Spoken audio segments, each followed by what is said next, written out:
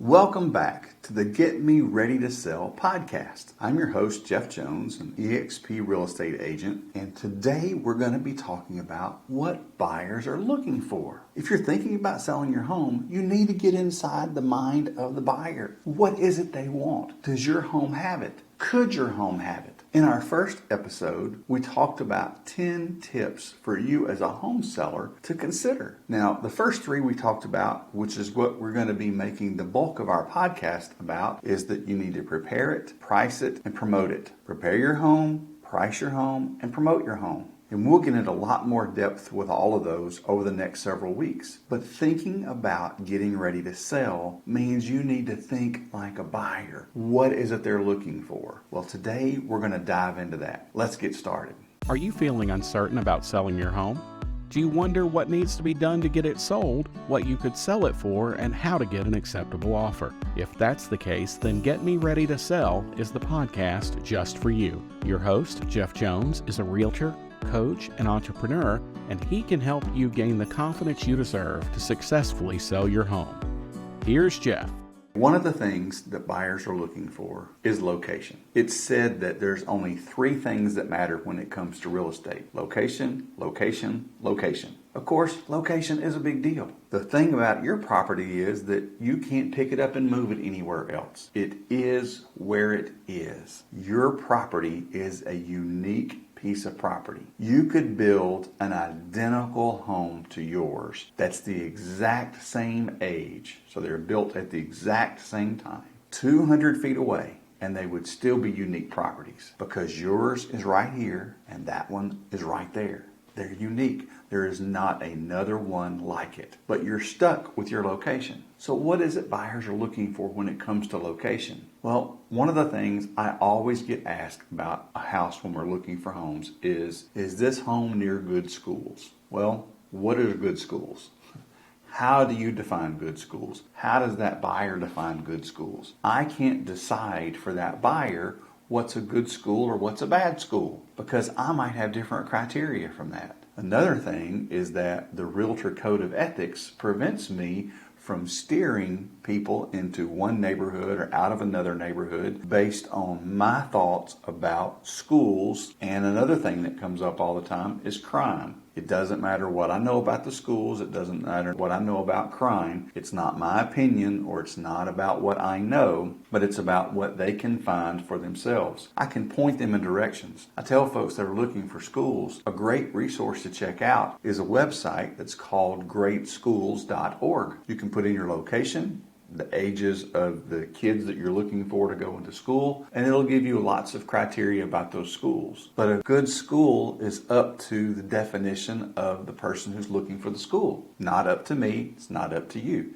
it's up to them. I already mentioned crime. People want to know about crime. You know, you can live in a gated community that with 24/7 security. If criminals want to take advantage of you in a situation like that, they're going to. You can't stop that. Hey, there's a great website that's in the show notes and the links below that gives you 7 different sites that you can go to about crime in your neighborhood. FBI Crime Database, Area Vibes, the Neighbors app, Family Watchdog, City Project, Spot Crime, and Life 360. I haven't checked all of these sites out, but this is one source where you can look up to see what's going on with crime in an area. And even though you live there, you might want to know what is it that potential buyers are seeing when they look at that data. Again, you can't change it, but you might want to be better prepared because it might have an impact on negotiations on getting your home sold. So just be aware of those things. Buyers are also looking for homes that are possibly convenient to transportation, depending on, do they want to be near an interstate? Do they want to be off the beaten path? I love where I live. I live about a quarter of a mile from a very busy street, one direction, a mile from another very busy street in another direction where they intersect, a little over a mile away from here. But I am on some land.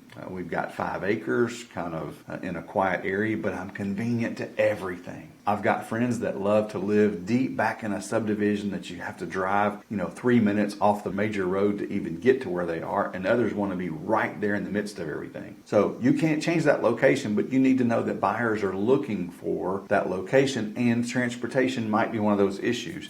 Do they have to commute to work? And so they want quick, easy access to transportation. Buyers are also interested about economic development. We're going to talk about this at the end, but resale. What's going on in the community that might impact their ability to sell the house in the future? Is there hope for them to have jobs in the future? Is there growth in the area, or is it declining? They're also going to want to know about taxes. Where I live, I pay a county tax and a city tax. I've got friends that live in a part of the county, and so where my taxes may be, close to $3,000, their taxes may only be $1,500. Well, that impacts the amount of money I spend every month, because that extra $1,500 in taxes, that's $125 more per month that I pay to live where I live. That's my location. Buyers are also concerned about HOA fees, and those are annual fees, but many of them have options for assessed fees if they have to get fence replaced, or if they have to replace gates, or if it's a gated community, they have to take care of the roads and the asphalt, all those things. So there are extra fees involved, and location of the home determines that. Another thing about the location is the age of the home. Is it in a new subdivision or is it an older subdivision? Are there mature trees and landscape, or is it all just completely cleared land with houses and little bitty trees that are out there? Those are some factors that buyers are concerned about when they think about location. Again, you can't change those things. However,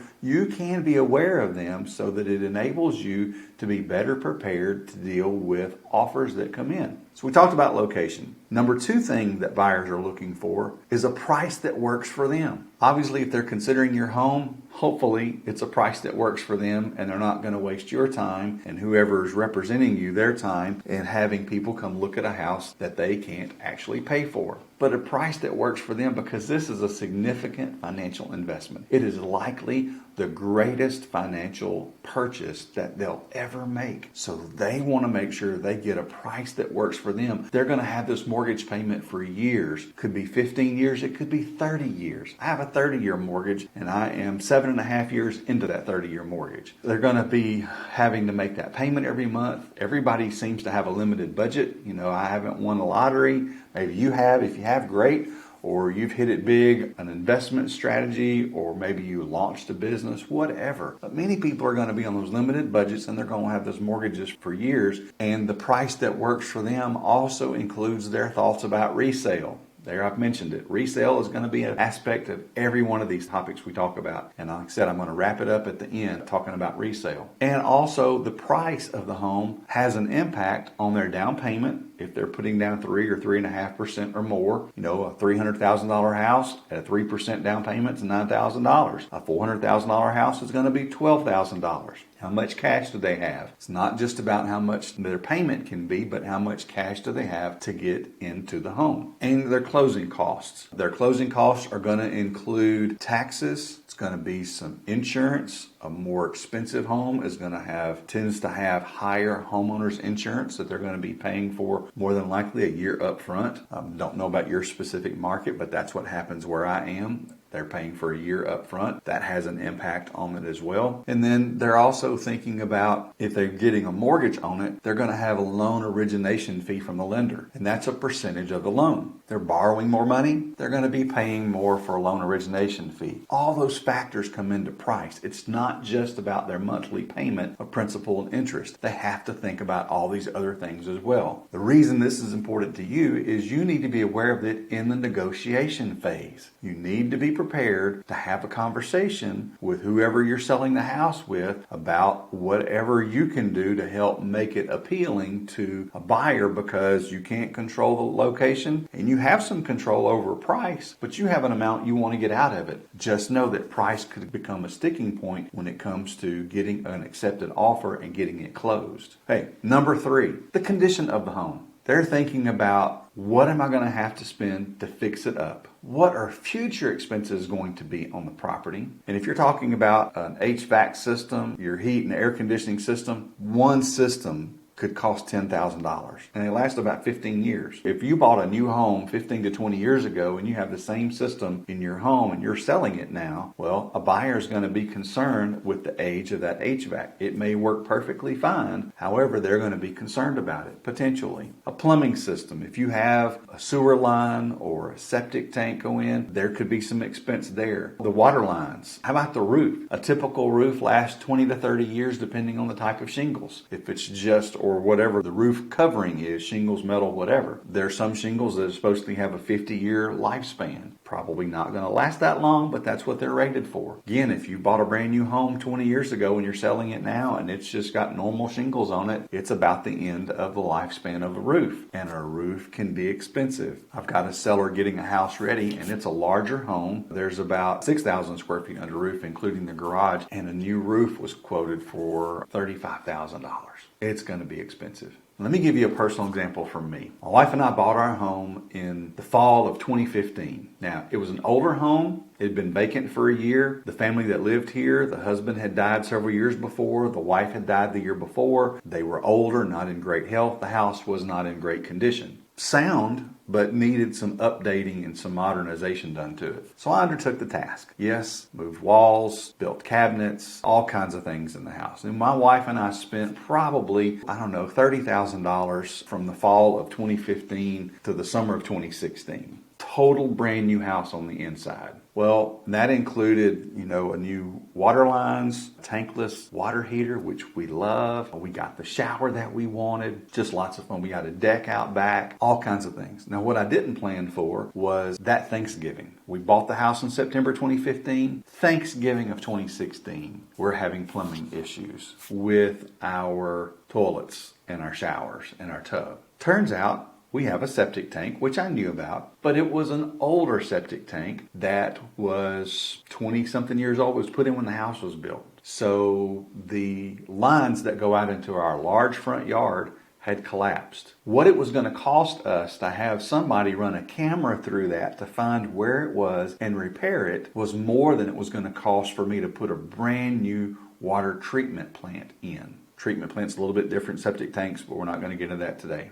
Anyway, right before Christmas, it's Thanksgiving, and I had $4,000 I had to spend on putting in a new treatment plant. Yes, that was not fun. Fast forward a couple of years, Christmas 2019. We've had a leak in our front yard all summer long. I wasn't sure what it was. Finally discovered it was the water line on my side of the meter. So I go to the local big box store. I rent me a small backhoe digger with a bucket on the front of it. I actually got a trencher, dug a trench. Then I used the backhoe and the bucket and stuff because I had to dig up right in front of our house to find where the water line went into the house and repair all that. I know it's probably, $1,500 or so. The expense, but it was 3 days of my work with a yard torn up. I was out there working 2 days before Christmas trying to get this done. We had family coming over for Christmas, so I had to get it finished. Then the summer of 2020, yes, COVID had hit. The summer of 2020, I realized our heater is not working properly toward the end of the cool weather. Limped along all summer long. Finally got my home warranty people involved, and in September, we got a brand new heater. Now that would have cost me about $5,000 if I'd had to pay for that heater by myself. Then we have a large half circle driveway that's asphalt. If you don't know about asphalt, asphalt needs to be sealed every couple of years so water doesn't permeate. Well, we've lived here since 2015. It's 2022, 7 years.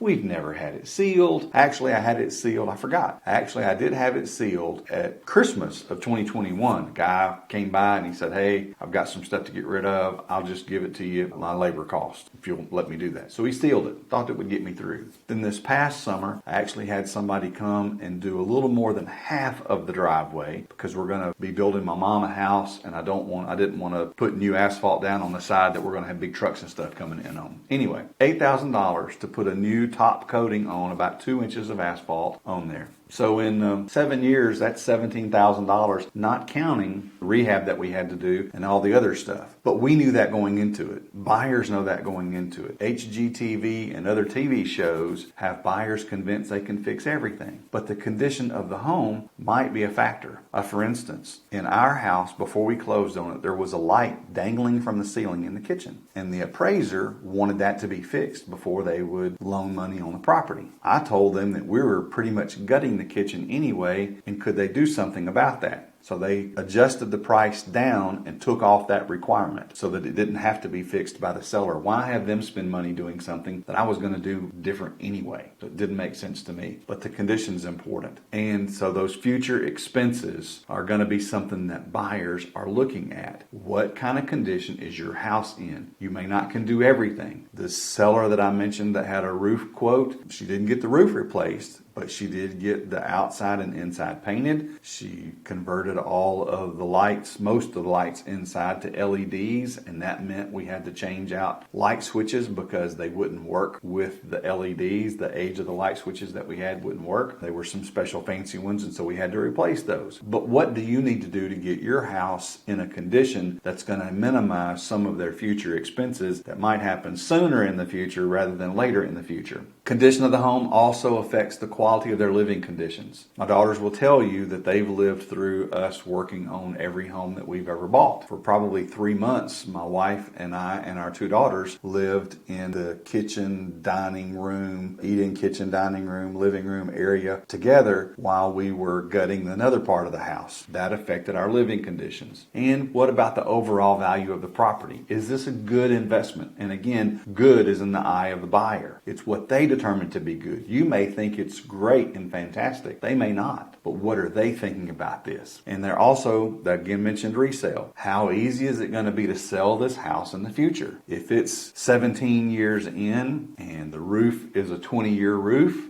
they buy the house, they think they're going to live in the house for about 10 years and then sell it, well, then they've got a roof expense coming up probably in 4 or 5 years to get it before they can sell it, or they're going to cut some of their sales price because a savvy agent is going to have protect their buyer and negotiate a new roof out of the deal. I was able to negotiate a new roof for one of my buyers on a property last fall. It was an older property, it needed the roof, and the seller agreed to replace the roof before the buyers purchased the property. It was a win for everybody, or at least a win for my buyers. The sellers got their house sold. Number 4, size and layout. Does the size and layout of your home meet their need for life, for work, and for play? Does it provide comfort? Are there places where they can have privacy? If they've got teenagers, they want some privacy. But there may be some places that they need togetherness, a family room if they've got elementary kids, or get those teenagers out of the rooms for a game night. Can they do those things? Is there storage? Everybody wants more closet space. Unless you're a minimalist, and good for you if you are. My family's not.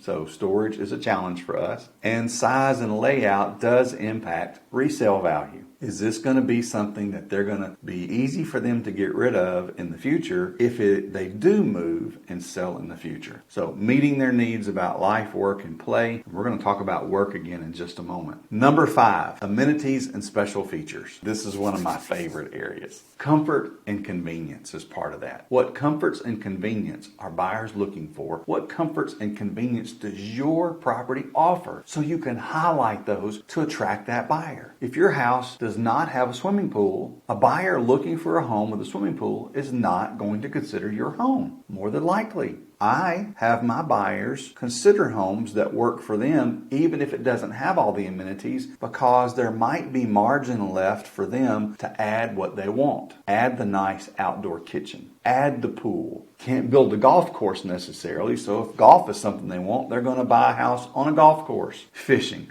My wife and I bought a house with an 1.5 acre pond. We're the only ones that live on the property. The pond is over 2 pieces of property. No one lives on the other section of property. So I'm the only one that fishes most of the time. A few other people, friends of mine, stop by and will fish, but I love it. I get to get a hook wet almost every day. That's my smoke break, my margarita, my mojito, whatever it is. That's my release valve, is getting to go out and cast a lure and get a hook wet, even if I don't catch anything. However, last couple of days, I caught 2 yesterday and 1 the day before. Didn't get a chance to fish today, or at least the day that I'm making this podcast, I didn't get a chance to fish. One of the things that my wife and I looked for when we were buying our home back in 2015 was high-speed internet. We happen to live in an area where not every part of our county is covered with high-speed internet. However, there is a move underway to make that happen. We're about 3 years into that process. I knew that I needed to be able to upload and download quickly, do some remote work from home, and internet was key for me. Actually, where I'm at now, our internet was down for a month. We have an underground line. I was told that by one technician that the signal at the road was great. The signal where it comes up to the house to come in, at that point, there was no signal, so they were going to have to put a new line in. It's taken forever to get all that stuff taken care of. Another technician came out on day 31, changed out one little bitty piece, said, you don't need a new line. It's great. Now I have really fast, high-speed internet. Again, faster than it's been in a long time. I'm grateful for that. Buyers are concerned about that. That's one of those amenities and special features that they have. Another one of those for comfort and convenience, another aspect of that is quality of life. Entertainment. Do they have space to entertain if that's who they are? If they have people over all the time, if they host a small group for church, whatever it is, if they have training for work, are they going to be able to have space for those things? Some people are interested in their health. Do they have a gym that they can work out in their home, or a pool where they can do laps? Cooking. What kind of kitchen do they have? Is it a really nice chef's kitchen that they have? Do they have an outdoor kitchen? Is there places for them to do gardening? I joked with my wife that maybe the 5 acres that we have, or 3.5, because we sold 1.5 acres to my mom to build a home, but the 3.5 acres, do we really want to build her a home? Do we need to keep living here at the age that we are? Why don't we sell our house, go buy a house in a 55 plus community, buy a house for my mom, buy a house for her mom, and we're all there together. And my wife said, you would not be happy there because you couldn't do any gardening and you couldn't do any fishing. I said, well, I just had to go buy a boat.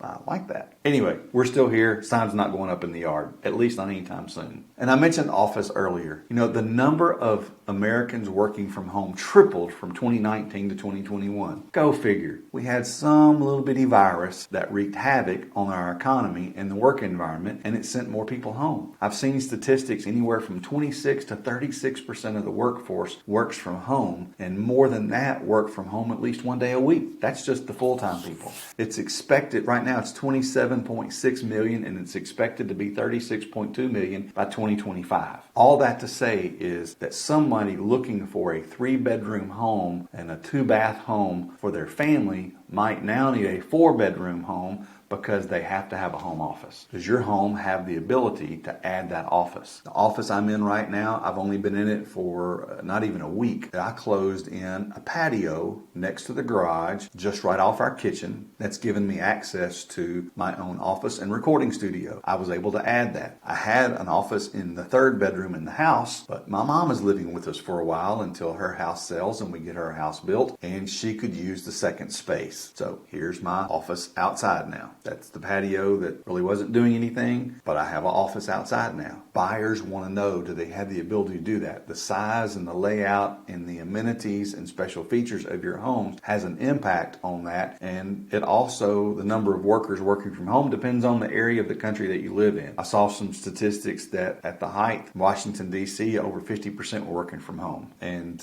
of course, you know, in some areas it's 20 to 25% working from home. And those amenities and special features, do they increase the value of the home? You know, if you bought a home and it didn't have a pool and you wanted a pool and you paid $400,000 for the home, you put a $50,000 pool in, your home would not now be worth $450,000. It might be worth $415 or $420, but it's not going to be worth $450. A pool is not something you're going to get your money back out of. It's all about enjoyment. It's all about your health, providing fun for your kids and your family and your friends. That's what that's for. Will it increase the sale value of your home? Maybe a little bit, but it will also alienate people who don't want a pool. Whether you have a pool is entirely up to you, or any other of these amenities and special features. But buyers want to know, is this feature going to possibly increase the value? All right, so we've talked about it already, the resale value of a home. How long do Americans live in their homes? From 1990 to 2005, the median length of home ownership, meaning half the people moved before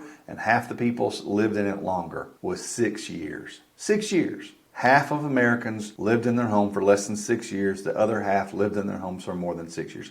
homes that they bought. In 2010, that jumped up to 8 years. In 2015, that jumped up to 11 years. And in 2020 and in 2021, it's 13 years. They're staying in their homes longer. And with the interest rates that we had back before summer of 2022, I expect they're going to stay in their homes even longer. The average length is 8 years. What that means is that they're likely going to have to deal with some of those maintenance costs down the road. HVAC, roof, plumbing, paint. If they have asphalt, sealing it or replacing it. If there's concrete, repairing cracks, mature trees, limbs coming down, all kinds of issues involved with that. But they are likely going to sell. So we want to know, what buyers want to know is that, are we going to be able to get our money back out of this easily? And with the appreciation that we saw in homes over the last couple of years, a home that you bought for $250,000 5 years ago may have been worth $350,000 after the spike in home values across the country. We don't expect that to continue to happen through 2023 and to the next few years. But when it comes down to buying this house, yes, it's an immediate need. Yes, it fits a location that the buyer's interested in. It fits a price that's within their budget for their monthly payment and for their down payments and for their closing costs. It also has something to do with the condition of the home. Do they know if it's a fixer-upper? Is it move-in ready that they just have to open up their boxes and unpack and they're there? Size and layout. Are the rooms far enough away? Are they big enough storage? Can they add an office to it? How about any special features and amenities? All those things factor into now. But a savvy buyer is also thinking about later, down the road, when it comes time to sell. Is this going to be easy to sell or difficult to sell? We don't know if they're going to be able to sell this home easily or have difficulty with it. Nobody knows what the future is going to be. But they're thinking about that when they're thinking about the now. That has an impact on the offer that they make, the price that they offer, all the details. You need to be aware of those factors. So get in the mind of a buyer so that you're prepared, so that you know when it is time to prepare, price, and promote your home, that you've done so with a mind toward a potential buyer. Think about the person that you think is the best fit for your home. What are they going to be looking for, and how do you attract them with what the home is like now and with the price that you've set for it? Hey, if you're not sure if you're ready to sell your house, check out ReadyToSellScore.com. It'll show you several different aspects of selling your home and help you determine how ready you are to sell your home. Stick with me in the future for more podcasts on Get Me Ready to Sell.